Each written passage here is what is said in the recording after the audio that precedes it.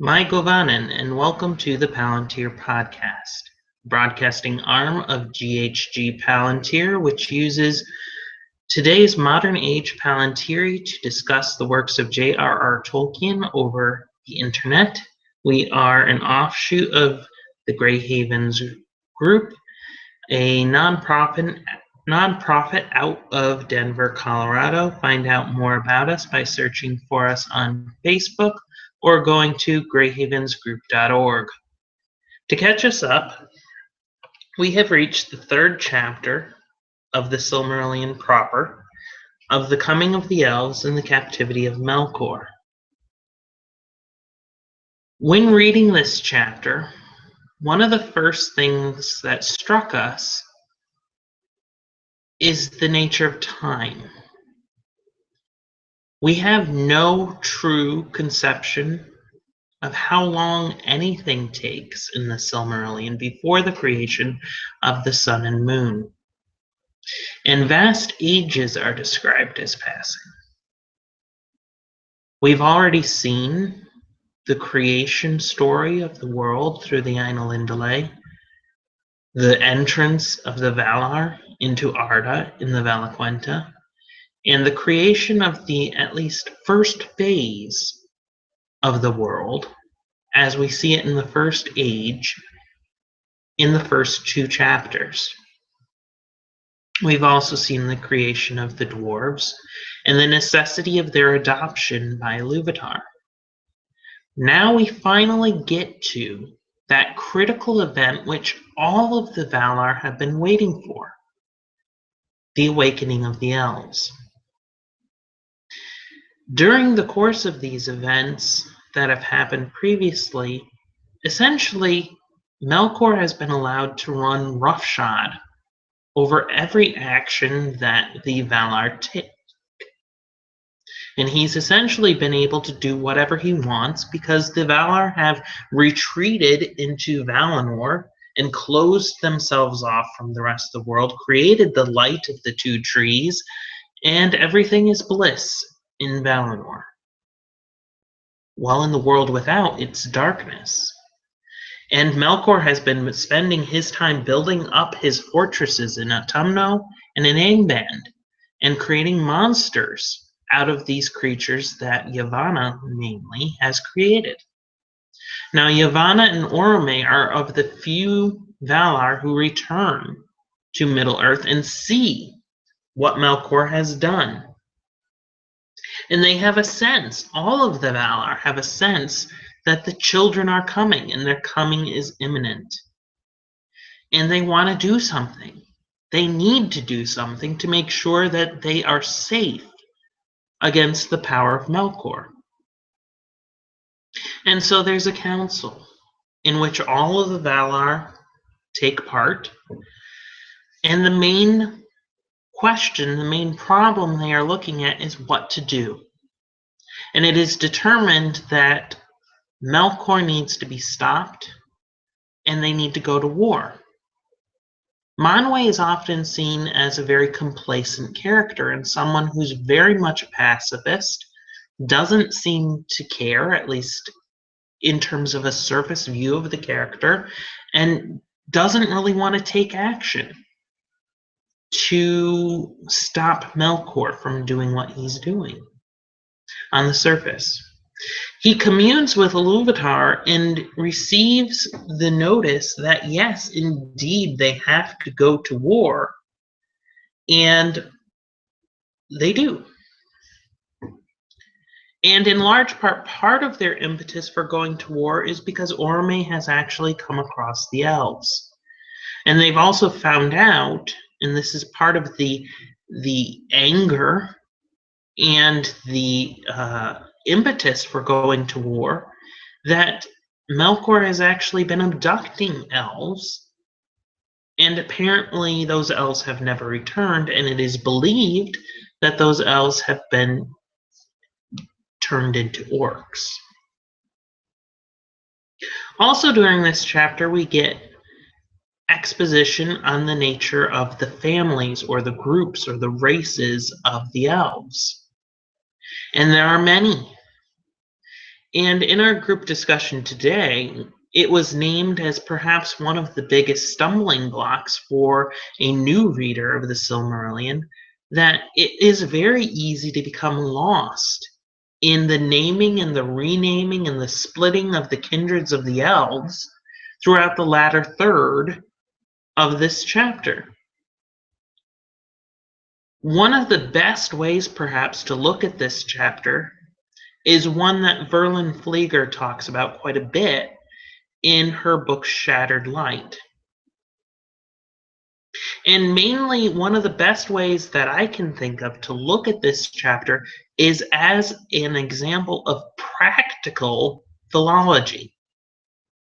Now, the study of the origin of language and the origin of words, which is primarily what Tolkien was interested in, and how one language evolved into another, or from its proto form, its eldest form, its primitive form, into what we see today and hear today, and how we speak, is not only looking at the structure and the sound and the construction of the language, but what through society, what through time, what through events actually created those specific words and those specific changes in the lexicon and in the phonology, in the sound of the language.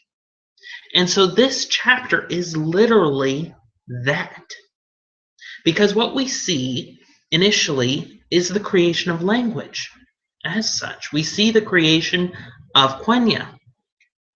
And elves define themselves upon awakening by their ability to speak with voices. They are known and they name themselves as the Quendi, those who speak with voices. And Orome, when he comes upon them, in their same language, defines them as the Eldar, the people of the stars. Further exposition tells us that only those among the Eldar who come to Valinor are known as the Eldar.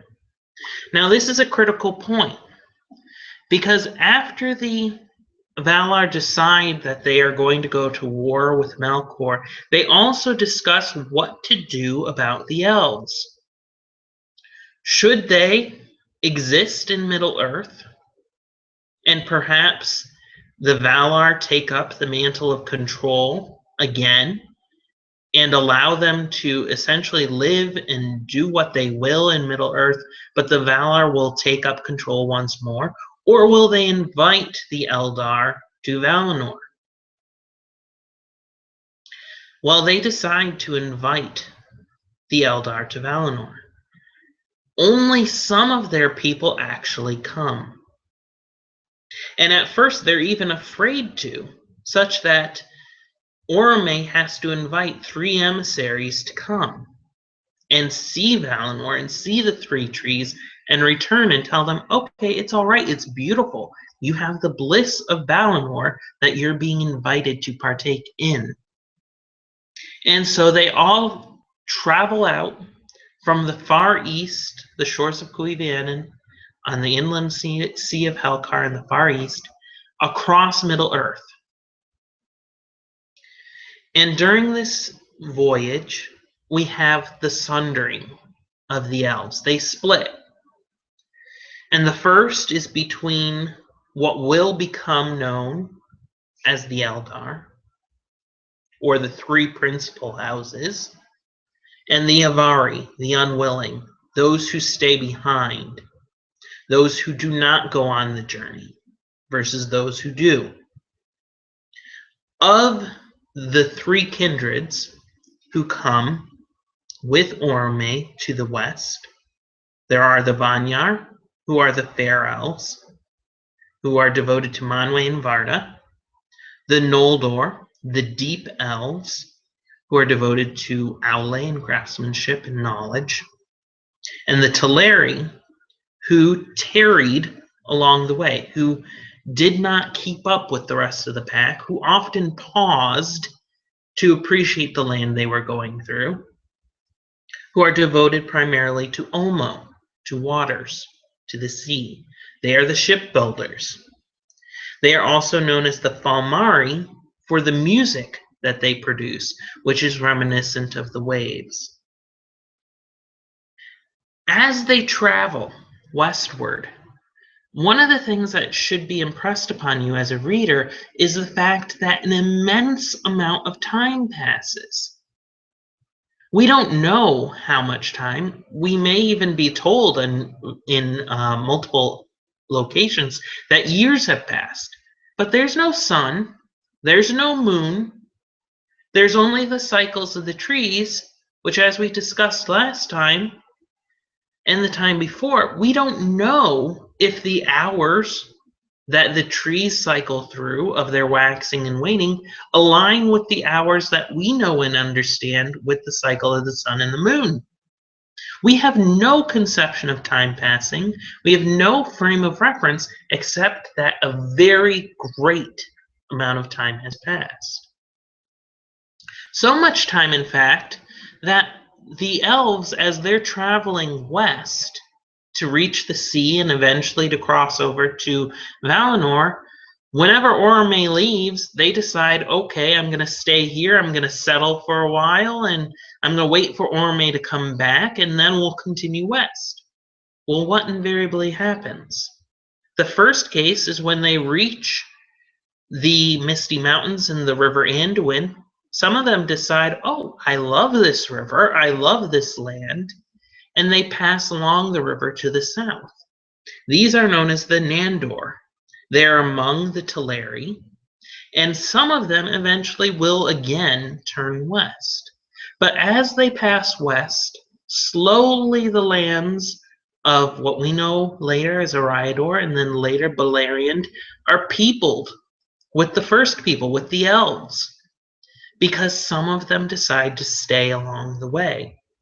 These are who we will come to know as the Sindar. Now, eventually, you get to the point where the elves actually do go to Valinor, and some stay behind. And this is the primary split that we end up with in their language as well as in their society. And this tension that then is created by this split will be seen when the Noldor return. And so we end up with the two primary branches then that these others are grouped into. The Calquendi, the Elves of Light, and the Moraquendi, the Elves of Darkness, or the Light and the Dark Elves. Now, when we look at this, one of the interesting things which Merlin Flieger brings up is the idea that these are perhaps Tolkien looking at ancient mythology and the idea of light and dark elves, and looking at that not as necessarily a description of their morality or a description of their characterization or of their physical appearance, but rather looking specifically at how historical events and societal change forms the language, forms the words, and forms the structure of the language and the society itself based on the actions that are taken. And so we begin to see how the mythology that we're reading, the legend that we are seeing built, is actually taking an active role in the building of the language itself. And that these words then, which are just simply titles for the actions taken, become something more. And really begin to, by the time we reach the return of the Noldor, or the Noldor rather, to Beleriand later, with the coming of Fëanor, the biases that come because of these words which have started here, but laid the seed for potential entitlement or potential aggrandizement of one over the other. of potentially making what was once a singular kindred many, and capable of bias one against the other. And this is something that will grow and spring and flourish from this point. This makes this particular chapter very meaty and very much a foundational starting point for the rest of the narrative we will see. Because we need to understand these foundational differences between, say, the Vanyar and the Teleri and the Noldor, and even the Sindar and the Avari. We need to understand, at least on some minuscule level, that these are different peoples, or at least that they are growing from this point of unity towards disunity. And in some sense, by labeling themselves this way, they have started it themselves. It comes back to essentially a long-running practice of using naming itself as a lexical device that has true meaning and actually ties into the character and the placement and the events in the characters' lives, such that when you say an elf is of the Noldor, or when you say an elf is of the Avari, you can know instantly that one has gone to Valinor and one has not. One is a Calaquendi and one is a Moraquendi. And you can know instantly something about each of those characters. But it makes for a difficult process of reading through and keeping that train of thought throughout and understanding and pulling apart each of the webs to understand exactly who's going where. And so it can potentially be a stumbling block. But you can either look at it at this deep level, understanding and trying to piece together all of the moving parts, or you can look at it from 10,000 feet in the air, looking down. They're traveling towards the west. Some of them are staying still. Some of them are going. The people who are going are essentially split among 3 families, and leave it at that. What level of detail you're going to look at it, particularly if you're in the first read, or the 3rd, or the 10th, or wherever you may be, is largely going to affect how well you can make it through this chapter. Because there is a lot of information here, and unfortunately, or fortunately, depending on your viewpoint, it is foundational, as I said before, to everything which will come later, because we need this information to truly understand the conflict which is to come, and to truly understand how horrible and sorrowful that conflict actually is at its core.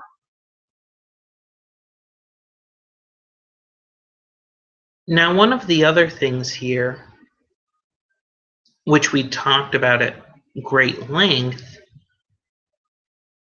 is the fact that the elves are awoken. They are found already awake, and indeed found singing.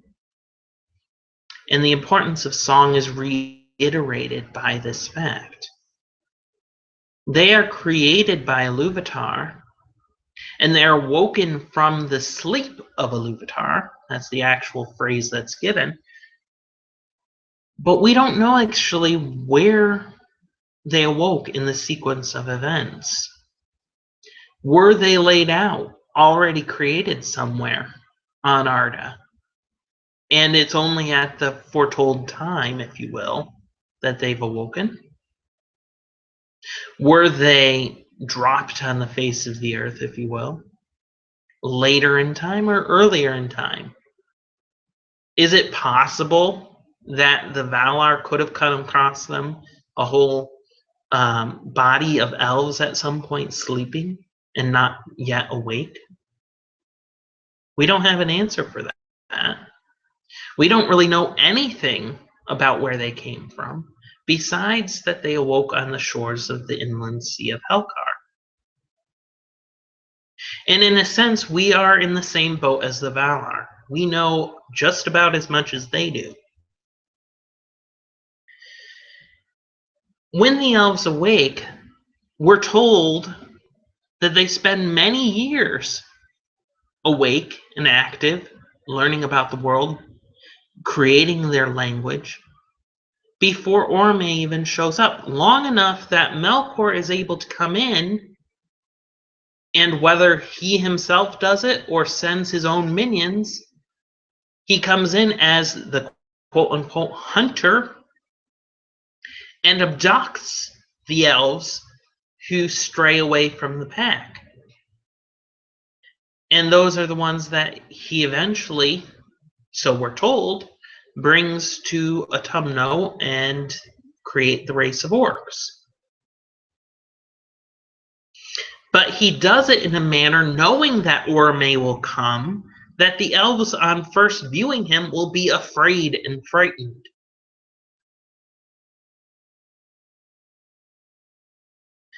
What we end up with here is we begin to see the vindictiveness of Melkor. Almost every action he takes from this point on is pure vindictiveness.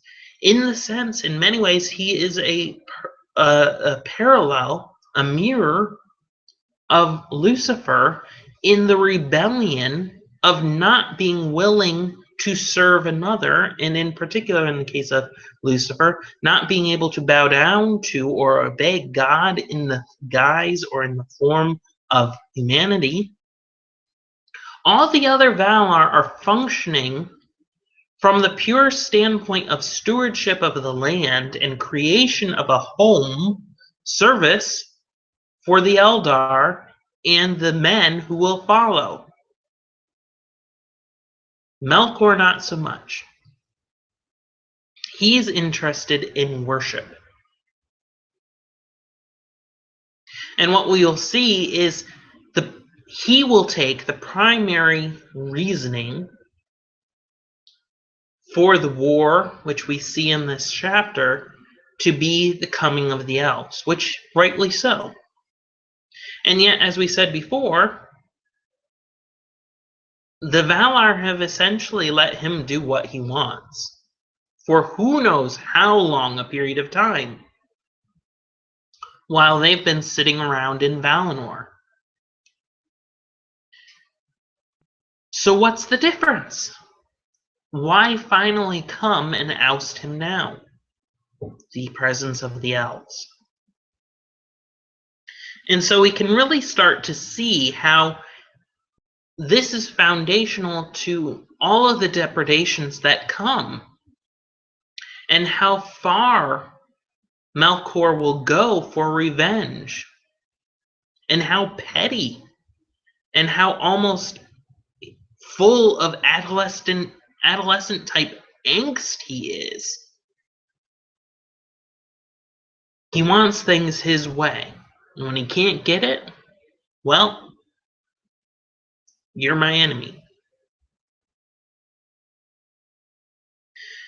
What this led to, interestingly enough, was a discussion of the nature of the orcs, which we aren't really given by Tolkien any kind of definitive description of what an orc looks like. We get a description of their smell, of their teeth, of their lank hair, of the way they move, that some of them wander around or walk around, run around with their knuckles on the ground. Some have large teeth, maybe on the verge of tusks. But we have very little, ultimately, to really pinpoint what an orc actually looks like. What we do know, however, and this comes from this chapter, is that they come from elves. And it says, "But of those unhappy ones who are ensnared by Melkor, little is known of a certainty. For who of the living has descended into the pits of Autumno, or has explored the darkness of the councils of Melkor? Yet this is held true by the wise of Erisea, that all those of the Quendi who came into the hands of Melkor ere Autumno was broken were put there in prison, and by slow arts of cruelty were corrupted and enslaved. And thus did Melkor breed the hideous race of the Orcs in envy and mockery of Elves, of whom they were afterwards the bitterest foes. For the Orcs had life and multiplied after the manner of the children of Iluvatar, and naught that had life of its own, nor the semblance of life, could ever Melkor make, since his rebellion in the Ainulindale from the beginning, so say the wise.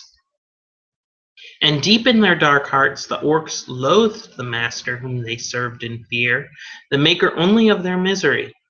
This, it may be, was the vilest deed of Melkor, and the most hateful to Iluvatar." Now, what are the Orcs? How are they made? What do they look like? We don't really know. The Silmarillion definitely doesn't give us much description. We have varied descriptions from The Hobbit and The Lord of the Rings. We are told here that they are bred in a sense, and that they are able to multiply in the manner of the children of Iluvatar, that they are corrupted through torture and cruelty. One way we were able to look at it was potentially looking at a form of almost a deeper level genetic torture or mutation, if you will, looking at Melkor in a sense as an irradiated material that would be able to mutate the genetics of the elves and thereby create a trait that could be bred into them. Maybe not successfully create an orc in that first captured generation, but in the subsequent. Because although we see that the orcs are created in this chapter, they don't really play a big role in the actual battle against the Valar. They are on the back burner, essentially. And the orcs and Sauron essentially escape, and the Valar don't know where they've gone by the end of this chapter. And we know that Melkor will be chained and cast into a prison in Mandos for 3 ages. So we have a countless span of years in which the orcs can be developed. Then we got to thinking about the nature of the orcs. Every single or almost every single representation that exists in terms of artistic representation of the orcs places them in the context of a bestial form, one that has no elvish or very little elvish or human qualities to its appearance, beyond just the basics of maybe the pointy ears, which is only a vague reference of Tolkien, so we don't even know if that's true of the elves, and the bipedalism or having arms, legs, so on and so forth, similar to either a human or an elf. But is this the true nature that we are to understand the orcs to look like? Some kind of beast, some kind of mutant off of what we know or think of as the elvish body? One of the great examples that one of our members brought up today is the character Theon Greyjoy in A Game of Thrones, particularly in the television show, and how that is portrayed. And his transition from being a ward or foster child and a member of royalty, if you will, to the character of Reek, who has essentially been physically and psychologically broken, but is still recognizable, at least physically, as the other. Granted, the pain and the torture he's undergone is visible on his physical appearance. There are relics of what has happened to him. But you can see what once was. Is the torture, the cruelty, the corruption of the elves into orcs truly a physical transformation, or is it more a psychological, a moral, a spiritual, and a societal transformation that is enculturated in them through the generations? Is the sharp tooth, the sharp teeth of the orc a product of genetics? Or is it a societal thing where they've decided, as maybe even a mark of maturity, to file their teeth? We don't know. Is it similar to the case of Gollum, where Gollum has changed due to his environment over 500 years in the caves under the Misty Mountains, turned into a monstrous version of a hobbit, and yet is still easily recognizable by Frodo and Sam as a hobbit? Now, talking about it within the group, this seems like a really interesting and really feasible idea. Because when you think about pain or being maimed or illness or hunger or hatred, the effects that can have on someone's visage are great, such that they can take on a monstrous appearance and yet still be recognizable as their original, and in this case, human form. Well, wouldn't the same also potentially be true? Granted, through the long ages of time, perhaps orcs grow further away, but are they really as bestial as we think they are? Or are they much more akin to the elves, at least in appearance, than we give them credit for? If we look at The Lord of the Rings, and the helmets and the armor that Frodo and Sam pick up, it's noted that the armor itself is bestial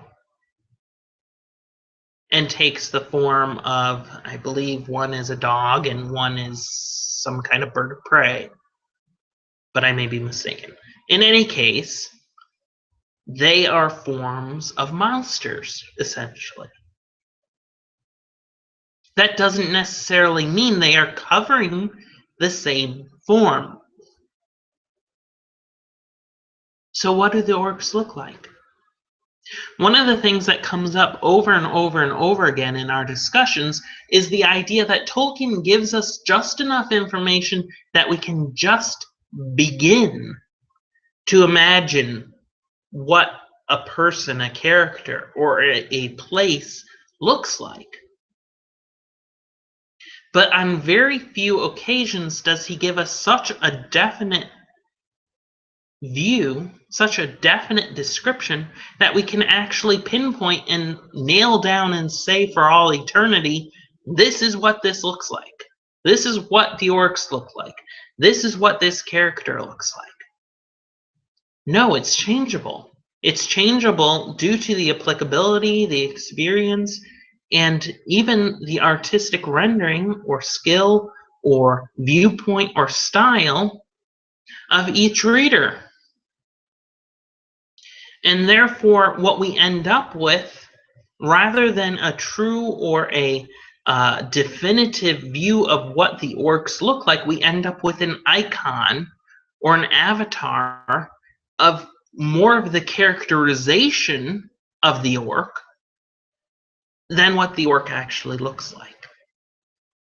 And even further, granted it might not be considered canon, but if we look at the sequel Tolkien began on The Lord of the Rings The orcs have essentially been exterminated, or at least are no longer a problem in Gondor or anywhere nearby. Instead, you have people coming together and playing at orcs. And this is something Tolkien brings up in his letters as well, of people acting in orcish ways. And maybe that's the crux of the matter, is it isn't necessarily image. It isn't necessarily that they look a monster, but that they are spiritually, psychologically, socially a monster. And it comes back to the same sort of idea that is at the core of Tolkien's mythology, of not everything, or anything for that matter, started evil. It was perverted, it was corrupted to be evil. And there are even signs in some of the normalcy of the interactions we see between orcs when they don't know they're being overheard in The Lord of the Rings that show us that there is potential, that orcs aren't quite what we think they are. And specifically, we were discussing the two orcs that Frodo and Sam see tracking them in the Morgai, who desire freedom, who desire to make their own way in the world. Yes, one shoots the other as he runs away. And yes, they're very argumentative. But they aren't quite as bad as we would expect them to be. They aren't quite as animalistic as we might expect them to be. There may be hope, just as Frodo has hope for Gollum and redemption. So it comes back to this idea of adaptation. How do we understand what Tolkien has given us? How do we understand the orcs as a people? And it carries throughout all of the writing, really, of how do we represent, how do we understand the nature of each of the characters, the nature of each of the places, and even more so, how do we visualize and represent in visual media those places and things and beings. In a sense, it makes sense why Tolkien really liked the work of Cor Bloch. Because if you look at any of his pieces, there's an ambiguity there. There's a high level of representation.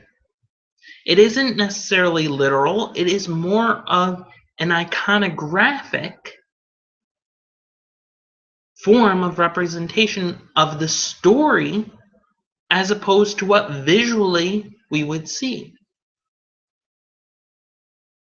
It is looking more at a pictorial story as opposed to an actual picture of an event or a person or character.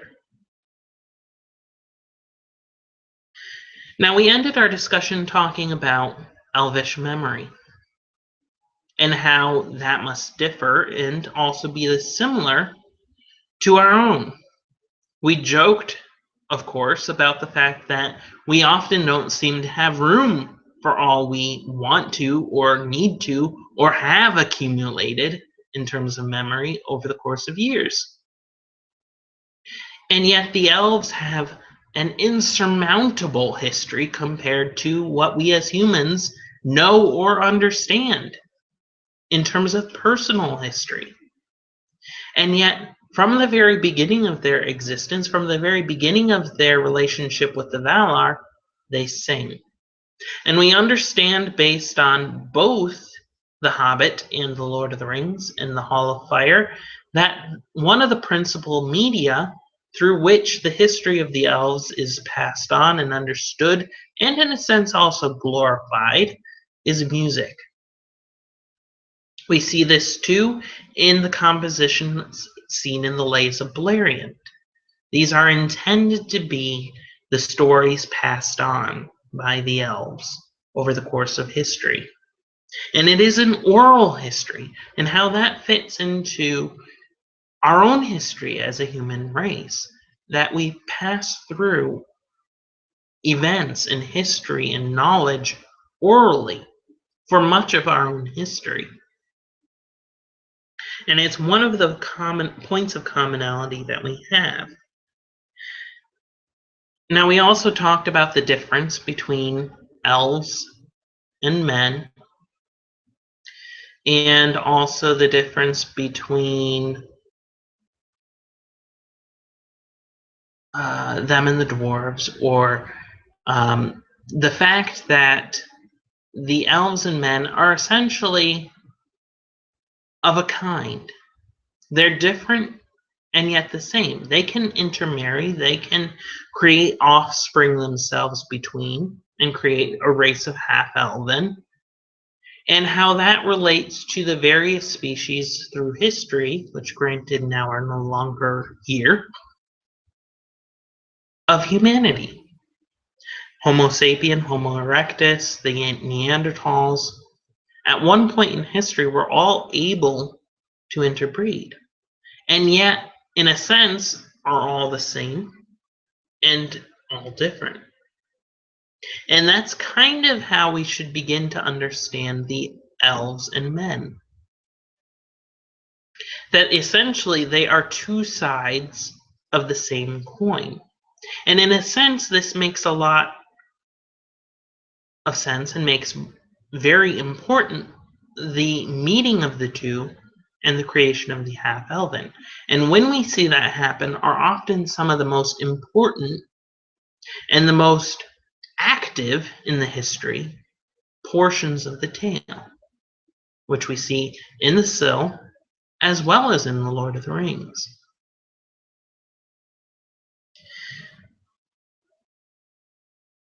The other interesting thing we see here, which we need to remember for the future, is what happens when the Valar go to war. Because we are told that essentially Arda is broken.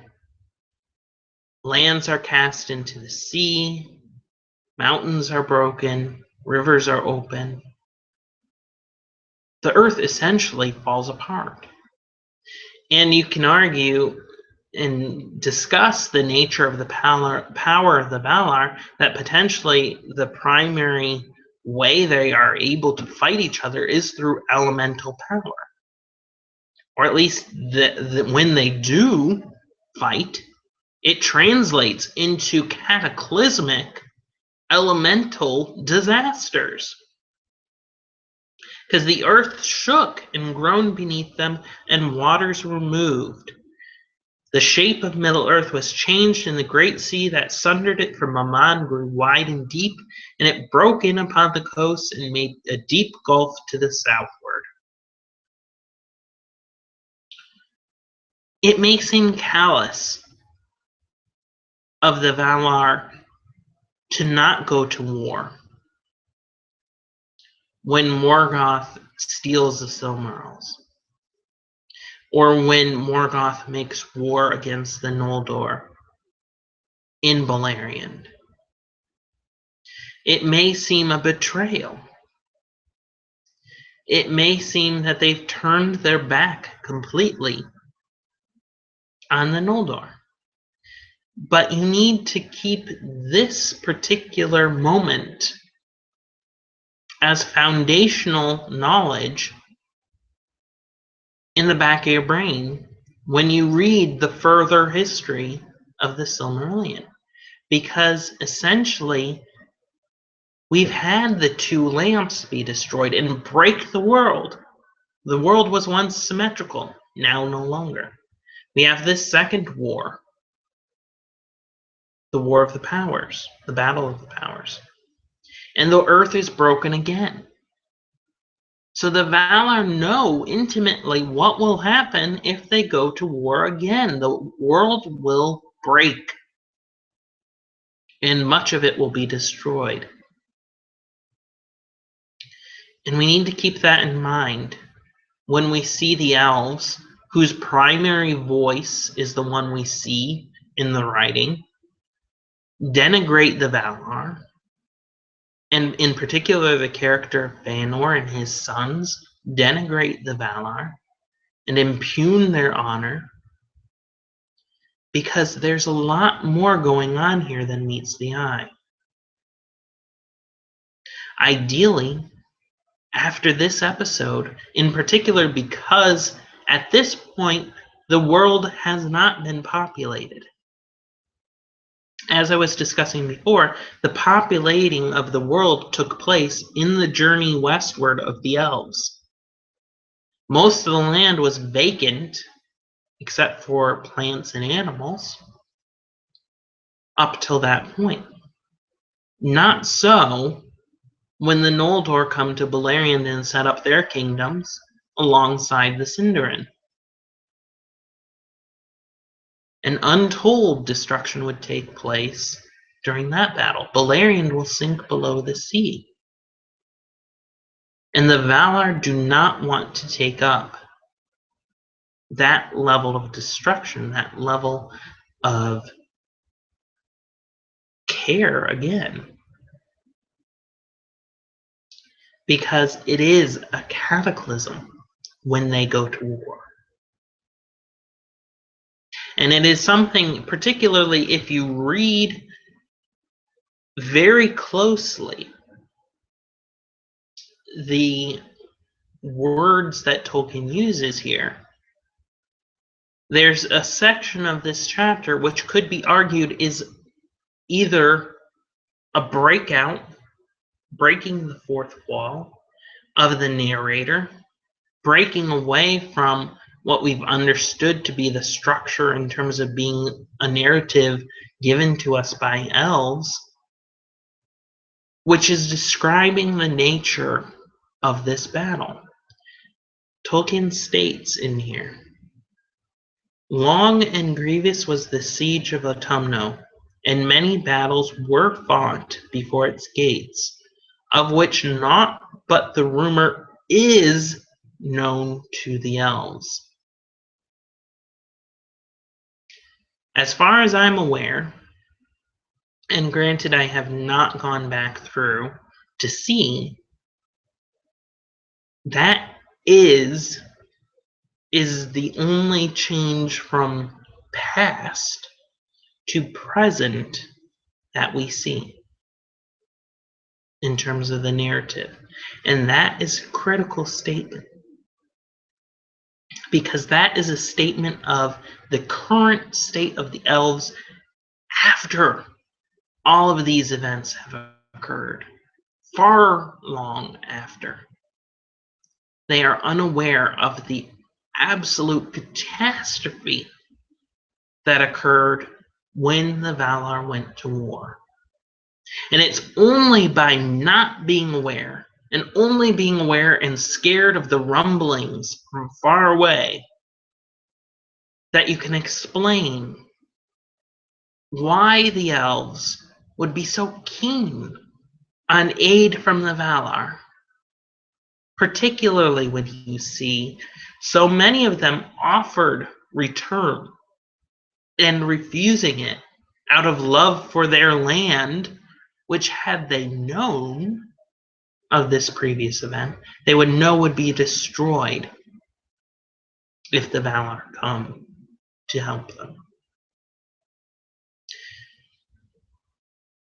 We will be meeting again in 2 weeks, and at that point in time we will be discussing perhaps the best known case of a staring contest with chapter 4 of Thingol and Melian, and followed up by chapter 5 of Eldamar and the Princes of the Eldalier. I hope you'll join us. Find out more about us on Facebook or greyhavensgroup.org. Until next time.